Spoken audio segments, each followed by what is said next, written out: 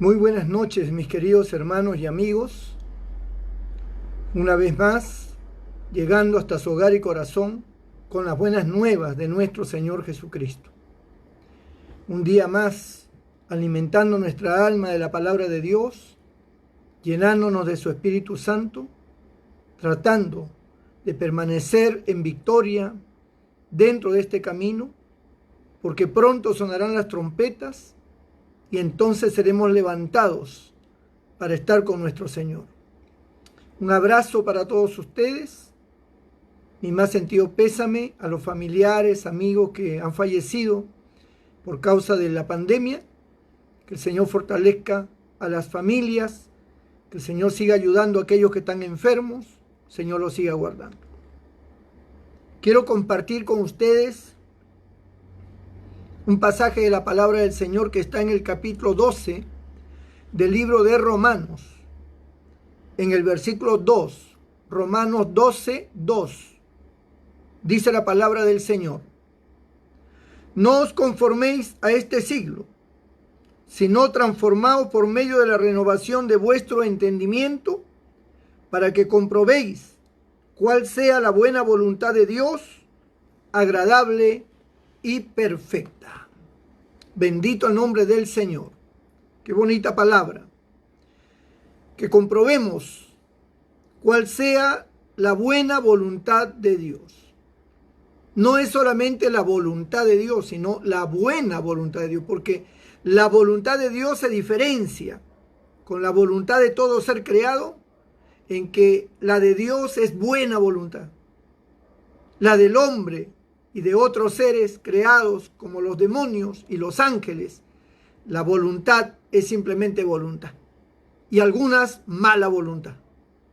Por eso Dios dice que Él se goza con los hombres de buena voluntad, es decir, que tienen el mismo sentir que Él. ¿Y qué es la buena voluntad de Dios?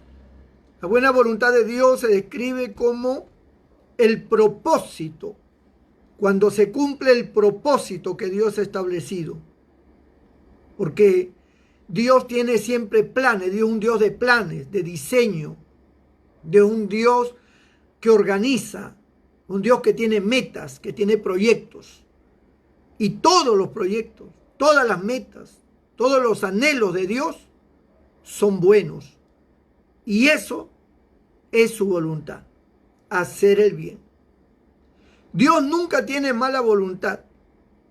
A veces nos preguntamos a nosotros mismos y nos decimos: ¿por qué Dios ha permitido que me quiten mi casa, me quiten mi carro, que se muera mi hijo, que se muera mi esposa, mi esposo, que se venga abajo los proyectos que yo tenía, justo cuando ya iba a ser un negocio grande? Viene el tema de la pandemia y me malogró todo. Justo cuando esto sucede, esto otro, y así. ¿Por qué Dios permite que hayan tantos niños huérfanos de hambre? ¿Por qué tantas mujeres golpeadas, asesinadas? ¿Por qué tantos hombres locos, llenos de odio, de violencia, ¿no? Si Dios tiene buena voluntad, ¿por qué hay todos estos males? Esta pandemia que nos tiene a todos acorralados, que nos tiene a todos encarcelados. ¿Por qué? ¿No? Si Dios es un Dios de buena voluntad. Claro que sí. Tenemos que entender que de Dios nunca nace el mal, solamente el bien. Y que cuando vienen estas cosas desastrosas que he mencionado y muchas otras que no he mencionado, que son malas, que son terribles, como terremotos que mueren cientos de miles de personas, tsunamis, ¿no? Maremotos, lluvias torrenciales que arrasan con todas las cosechas, o se desbordan los ríos, inundan casas, la gente se queda sin habitar, pierden sus casas, sus ganados, sus cosas. Otros mueren sepultados en los huaicos. Si Dios, como dice, tiene buena voluntad, ¿por qué estas cosas? ¿Por qué pasan esto? ¿Por qué sucede todo esto? Si usted analiza de manera personal, usted ha tenido muchos fracasos, usted ha tenido muchas pérdidas. Y usted se pregunta a sí mismo, ¿por qué no? ¿Dónde está Dios? ¿Por qué Dios no me respondió cuando yo le clamé? Cuando yo le pedí, le supliqué, Él no me respondió, dicen algunos, ¿no? Algunos odian a Dios y otros no entienden por qué y por lo tanto han creado un resentimiento, una raíz de amargura contra Dios y se han dedicado al placer, a lo malo, como una especie de represalia contra Dios, porque no entienden la razón de sus desgracias, de sus males, de sus complicaciones. Ellos no lo entienden y por eso se rebelan contra Dios, no quieren saber nada. Iban a la iglesia y en la iglesia se encuentran con situaciones que no están acorde a la palabra de Dios y se sienten mal, se resienten, o un hermano, un pastor o alguien le hizo daño y entonces ellos toman cólera y ya no quieren volver más y no vuelven más a la iglesia. No quieren saber nada de las cosas de Dios, reniegan de haber estado ahí, etcétera, etcétera. Tantas cosas que pasan. Pero la palabra de Dios nos dice que nosotros debemos renovar nuestro entendimiento. Renovar nuestro entendimiento significa hacer un análisis de las cosas, colocando cada cosa en su lugar y buscando las razones de los males que ocurren tanto en nuestra vida como en todas las demás personas. Y esta renovación se puede hacer cuando buscamos la justicia, cuando buscamos la verdad, cuando dejamos a un lado nuestro lamento, cuando dejamos a un lado nuestra inquietud egoísta y nos sumamos a buscar las razones verdaderas que han ocasionado todas estas desgracias. Hay que entender un principio básico, un principio elemental en esta situación, que nosotros tenemos que entender que si sufrimos pérdida, si nosotros sufrimos pérdida en todas las cosas buenas que hemos obtenido, que hemos logrado, es porque hubo algo que ocasionó esta situación y que no fue Dios. Por ahí tenemos que empezar. Esto no lo ocasionó Dios. ¿Sabe por qué? Porque Dios nunca te quita lo que te da. Lo que Dios te da, ¿para qué te lo va a quitar? O sea, es absurdo. Es como cuando un padre le da algo a su hijo, después no va a decir, oye, ¿sabes qué? Devuélveme lo que te di. Eso no existe. Cuando un padre, una madre le da a su hijo, ya es para su hijo. Es para él y punto. Es más, lo defiende, dice, eso es de tu hermano. No lo toques, eso es de tu hermano. Ya está destinado para él. Nadie lo puede tocar, ni la madre ni el padre se lo va a quitar. Dios no te quita nada, mucho menos de aquello que Dios te ha dado. Dios no te lo quita. A veces sufrimos daños colaterales. Daño colateral son situaciones que ocasionan otras personas, terceras personas, que hacen cosas malas que nos atañen, es decir, que nos perjudican de todas maneras. Nos perjudican. Una persona que, por ejemplo, se gasta el dinero que es para la comida y se emborracha, se gasta todo el dinero, perjudica a la mujer, perjudica a sus hijos, que ellos no se emborracharon, ellos no se drogaron, ellos no se fueron con mujeres, ellos no hicieron nada malo. Ellos estaban en su casa esperando a su papá. Fue el papá el que se emborrachó, el que se fue con mujeres, el que se fue a drogarse, el que se fue a emborracharse. Y se gastó todo el dinero, se fue a juegos y se gastó todo. Entonces, ese es un daño colateral porque ahora la esposa y los hijos se mueren de hambre.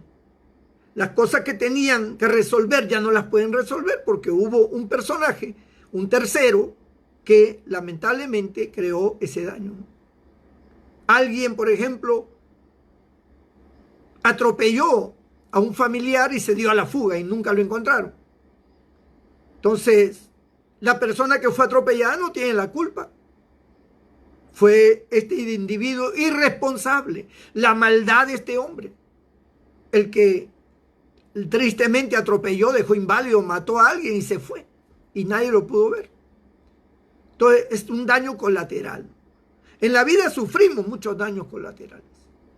Cosas que a veces vienen de la gente que está dentro de los gobiernos. Hacen cosas que nos dañan a todos.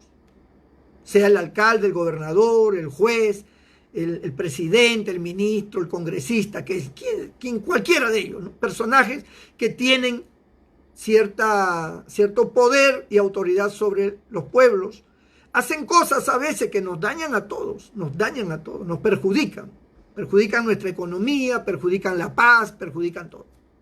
Es daño colateral.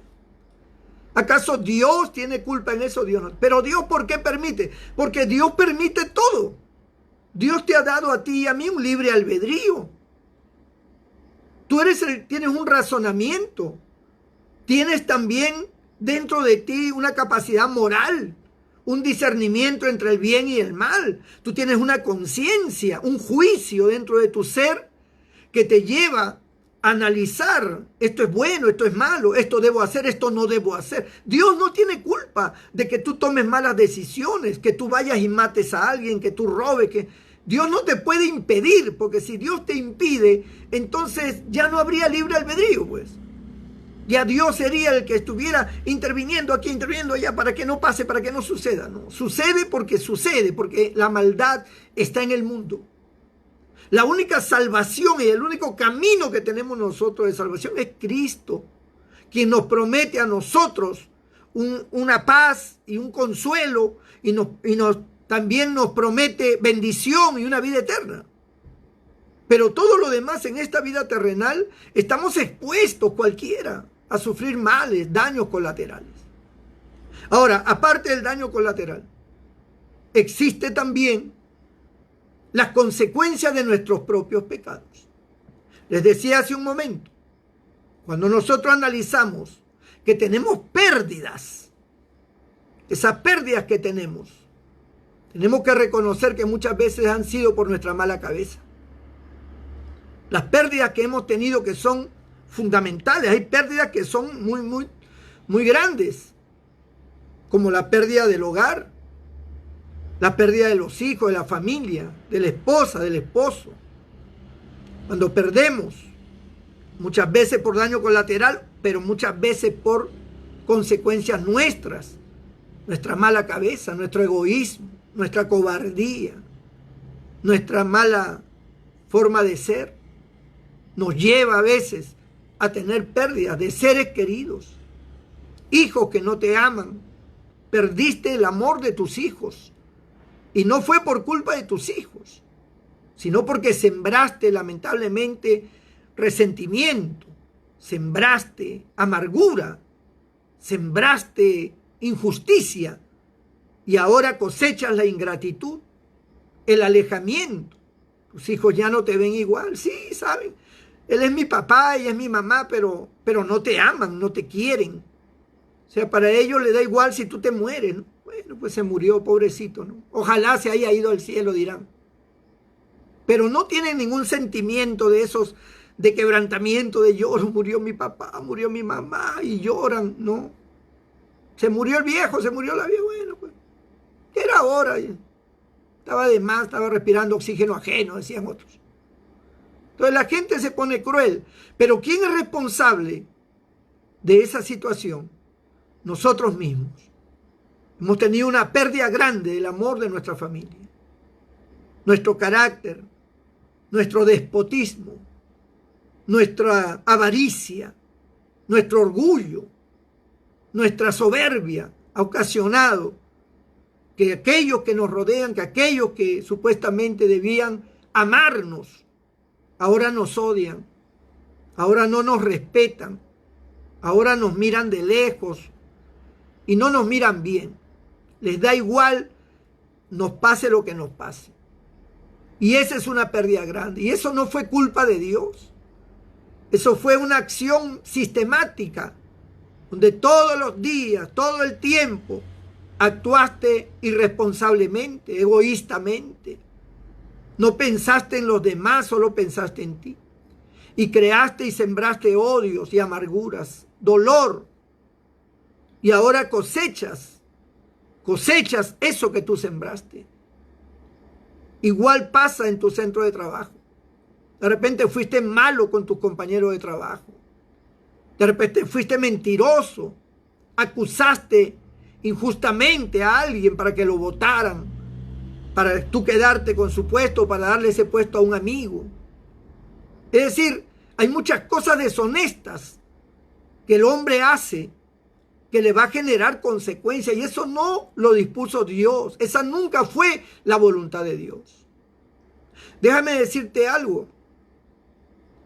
La voluntad de Dios nunca fue que tú estuvieras enfermo. Nunca fue la voluntad de Dios que tú estuvieras con respiradores por causa del coronavirus, o que el mundo esté acorralado bajo la pandemia que tenemos del COVID-19. Esa nunca fue la voluntad de Dios. Nunca fue la voluntad de Dios que tú perdieras cosas de valor, perdieras tu casa, perdieras todos tus bienes, que el banco se quedara con todo, o que te lo robaran, o que se incendiara tu negocio. Esa nunca fue la voluntad de Dios. La voluntad de Dios siempre ha sido prosperarnos, bendecirnos, ayudarnos, estar con nosotros, cuidarnos, darnos lo mejor, brindarnos la paz, la salud, el bienestar. Esa ha sido siempre la voluntad de Dios. Pero somos nosotros los causantes de nuestras desgracias.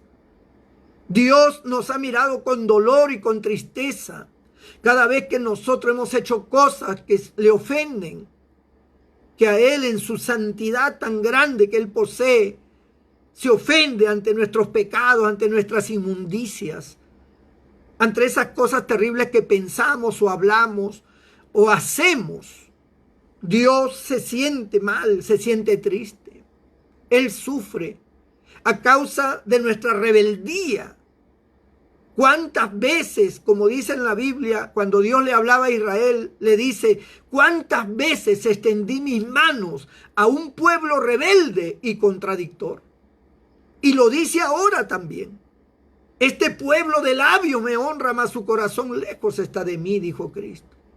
Dios dice, ¿cuántas veces extendí mis manos sobre ti? ¿Cuántas veces te perdoné? ¿Cuántas veces te levanté nuevamente? No solamente una vez, muchas veces te levanté. Te pasé por alto.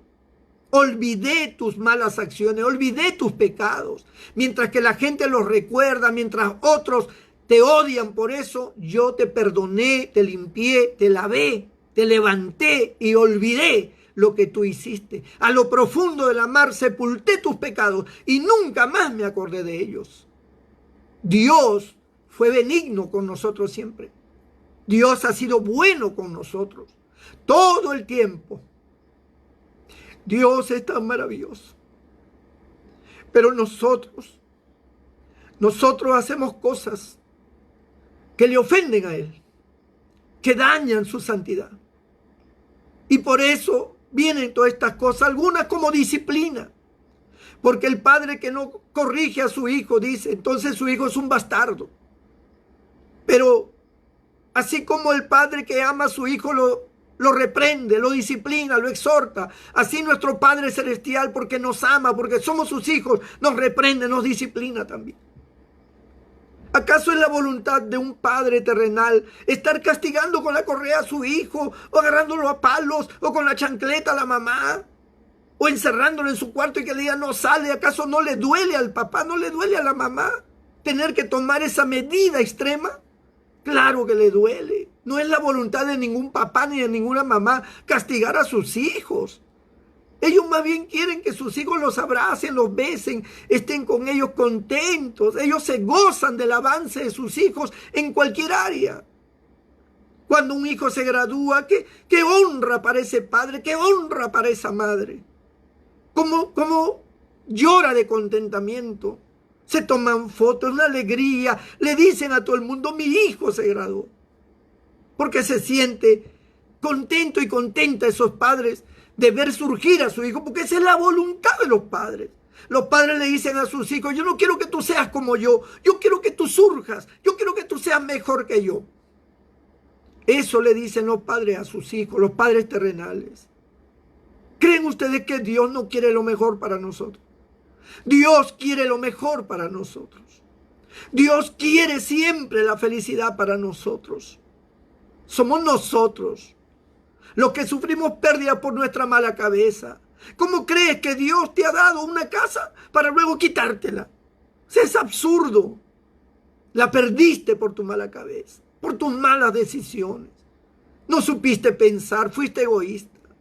No consultaste a Dios. Nunca le pediste a Dios si era correcto hacer lo que ibas a hacer. Si entrar en sociedad con ese hombre, con esa persona, estaba bien o estaba mal. Nunca le consultaste a Dios. Porque piensas de que a lo mejor tienes mucha capacidad y tienes mucho talento y ya no necesitas a Dios para hacer tus cosas. Qué equivocado estás. La Biblia dice en este pasaje, no os conforméis a este siglo, sino transformaos por medio de la renovación de vuestro entendimiento. Cada día tu entendimiento tiene que renovarse en Dios, en la palabra de Dios. Tienes que limpiar tu mente.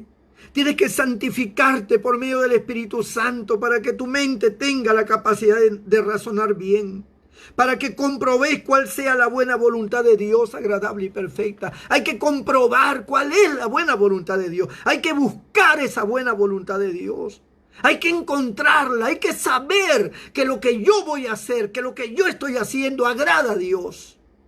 Que Dios pueda decir lo que dijo en el río Jordán, hablando de Cristo. Este es mi Hijo amado en el cual se complace mi alma.